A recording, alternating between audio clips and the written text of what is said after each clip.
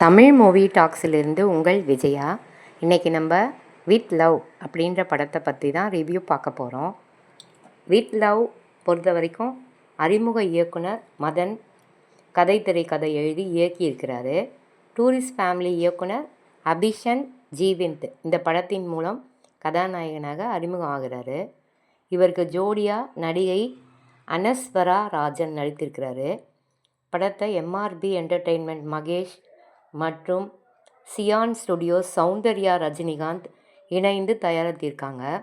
படத்திற்கு ஷான் ரோல்டன் இசை அமைத்திருக்கிறார். இந்த படத்தோட கதை என்னென்னா, ஒரு ஹீரோ பொண்ணு பார்க்க போகிறாரு ஹீரோயினை.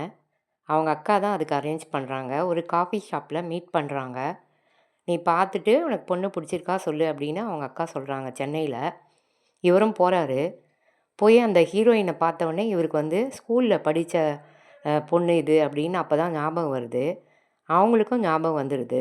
ஏன்னா அவங்க ஜூனியரு, இவர் சீனியரு. இன்னும் எப்படி இருக்க, என்ன ஏது, ஸ்கூலை பற்றிலாம் பேசிவிட்டு உனக்கு எதாவது லவ் ஆஃபர் இருக்கா அப்படின்னு கேட்குறாரு இவர் ஹீரோ. ஆமாம், நான் ஸ்கூலில் படிக்கும்போது ஒரு பையனை லவ் பண்ணேன் அப்படின்னு அவங்க சொல்கிறாங்க. அப்புறம் இவங்கள கேட்குறாங்க ஹீரோவை. ஹீரோவும் சொல்கிறாரு, ஆமாம் நான் ஒரு பொண்ணை லவ் பண்ணேன் அப்படின்னு அவங்க சொல்கிறாங்க. அப்புறம் பேர் சொல்கிறாரு. பேர் சொன்னோடனே அவங்க என் கூட டியூஷனில் படித்த அக்கா தான் அவங்கள தான் நீங்கள் லவ் பண்ணிங்களா அப்படின்னு கேட்குறாங்க. அப்புறம் அவங்களும் சொல்கிறாங்க சந்தோஷ் அப்படின்னு சொல்கிறாங்க. அந்த பையன் என்னோடய ஃப்ரெண்டு தான் அப்படின்னு இவரும் சொல்கிறாரு. சரின்னு 2 பேரும் பேசிகிட்டு இருக்காங்க ஒருத்தருக்கு. அப்போ என்ன சொல்கிறாங்கன்னா, நம்ம அந்த லவ்வர்ஸை ஏன் இப்போ போய் மீட் பண்ணக்கூடாது அப்படின்னு இவர் கேட்குறாரு ஹீரோ. ஹீரோயினும் சரி, அவனா இப்போ எங்கே இருக்காங்க ஏது இருக்காங்க நமக்கு எதுவுமே தெரியாது, கல்யாணம் ஆகிட்டுருக்கோம் அப்படின்னு சொல்கிறாங்க. ஆமாம், என்னோடய லவ்வருக்கு கல்யாணம் ஆயிடுச்சு அப்படின்னு இவர் சொல்கிறாரு ஹீரோ. கல்யாணம் ஆகி குழந்த கூட இருக்குது, நான் ஃபேஸ்புக்கில் பார்த்தேன் அப்படின்னு அவர் சொல்கிறாரு. சந்தோஷ்க்கு எப்படி கல்யாணம் ஆகிடுச்சா என்னென்னு எனக்கு தெரியல, நான் அப்புறம் ஃபேஸ்புக்கெல்லாம் பார்க்குறதே இல்லை, அவர் எப்படி இருக்கார் எங்கே இருக்கார் எதுவுமே எனக்கு தெரியாதுன்னு அந்த ஹீரோயின் சொல்கிறாங்க. சொன்னோடனே சரி, நம்ம எப்படியாவது அவங்களோட ஃபோன் நம்பரு எப்படியாவது கண்டுபிடிச்சி நம்ம மற்ற ஃப்ரெண்ட்ஸுக்கிட்ட கேட்டு நம்ம ஃபோன் நம்பர் வாங்கி அவங்கள போய் சந்திக்கலாம் அப்படின்னு சொல்கிறாரு. அதுக்குள்ளே இவங்க கூட முதல்ல படித்த அந்த பையனுக்கு ஒரு கல்யாணம் திருச்சியில். அதனால் இவங்க 2 பேரும் ஒன்றா திருச்சிக்கு போகிறாங்க.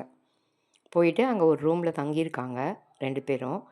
அப்போ என்ன பண்ணுறாங்கன்னா, அந்த ஃபங்க்ஷனுக்கு போகிறாங்க, ரிசப்ஷனுக்கு போயிட்டு அங்கே ஜாலியாக என்ஜாய் பண்ணுறாங்க.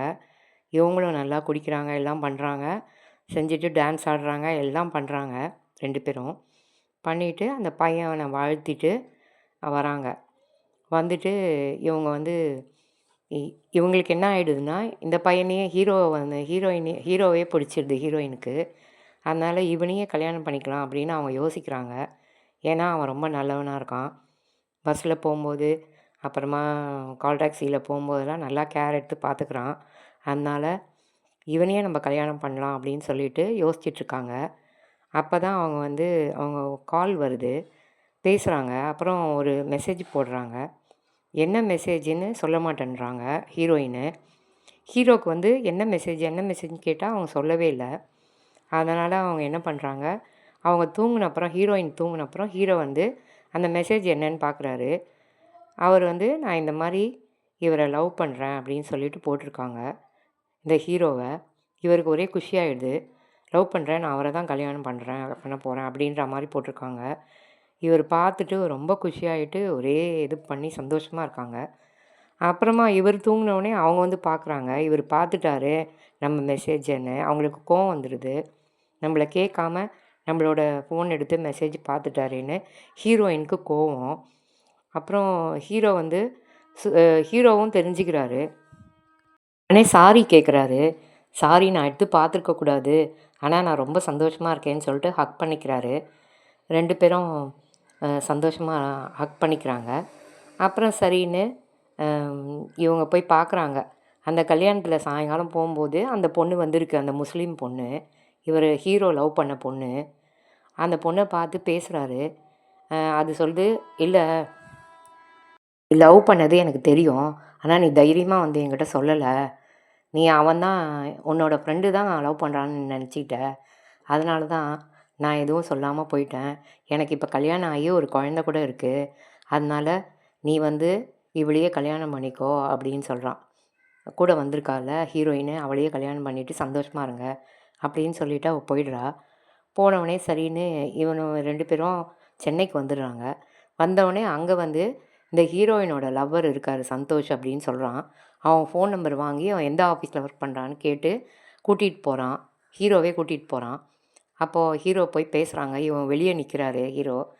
அவர் பேசிட்டு இந்த மாதிரி நான் இன்னும் கல்யாணம் பண்ணல, நம்ம 2 பேரும் கல்யாணம் பண்ணிக்கலாமா அப்படின்னு சந்தோஷ் கேட்குறாரு, எக்ஸ் லவ்வரு. அப்போ வந்து இவங்க வந்து இல்லை, நான் வந்து இவரை தான் கல்யாணம் பண்ண போகிறேன்னு சொல்லிட்டு ஹீரோவை சொல்கிறாங்க. சொன்னோடனே சரின்னு வந்துடுறாங்க. அவர் வந்து ஹக் பண்ணும்போது இவர் உள்ளே வந்துடுறாரு. அந்த எக்ஸ் லவர் வந்து இந்த ஹீரோயினை ஹக் பண்ணும்போது இவர் பார்த்துடுறாரு. ஹீரோ பார்த்துட்டு அப்படியே கோச்சிட்டு போயிடுவார். இவங்க அவ்வளோதான் சந்தோஷம் தான் கல்யாணம் பண்ண போகிறாங்கன்னு தப்பாக புரிஞ்சுக்கிட்டு. அப்புறம் இவங்க கால் பண்ணுறாங்க நிறைய வாட்டி, எடுக்கவே இல்லை அவர். அப்புறம் அவங்க அக்கா சொல்கிறாங்க, ஏன் நீ எடுக்கலை அப்படின்னு.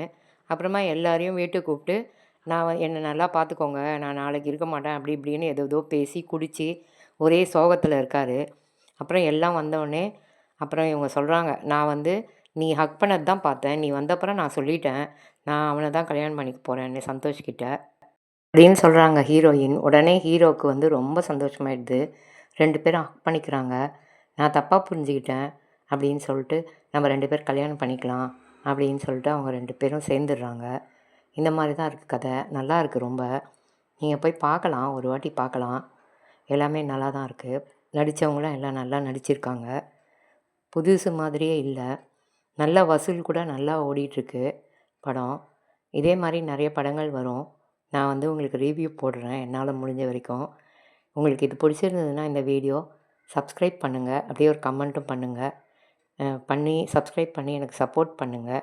அப்போ தான் எனக்கும் ஒரு இன்ட்ரெஸ்ட்டாக இருக்கும். உங்களுக்கு வந்து மேக்ஸிமம் எல்லா படத்தையும் நான் ரிவ்யூ போடுறதுக்கு ட்ரை பண்ணுறேன். இந்த படம் நீங்கள் கண்டிப்பாக ஒரு வாட்டி பார்க்கலாம். ஏன்னா அந்த 2K கிட்ஸுக்கெல்லாம் ரொம்ப பிடிக்கும். ஸ்கூலு ஃபுல்லாக காமிக்கிறாங்க. ஸ்கூல் பசங்களோட எமோஷன்ஸு, அவங்களோட ஆக்டிவிட்டீஸு, அவங்க எப்படி பிஹேவ் பண்ணுறாங்க, என்ன பண்ணுறாங்க, கேர்ள்ஸ் பாய்ஸ் எப்படி இது பண்ணுறாங்க, அதெல்லாம் வந்து ரொம்ப நல்லா காமிக்கிறாங்க. உங்களுக்கெல்லாம் பிடிக்கும் ரொம்ப. 2K கிட்ஸுக்கு ரொம்ப பிடிக்கும். பிடிச்சா சப்ஸ்கிரைப் பண்ணுங்கள்.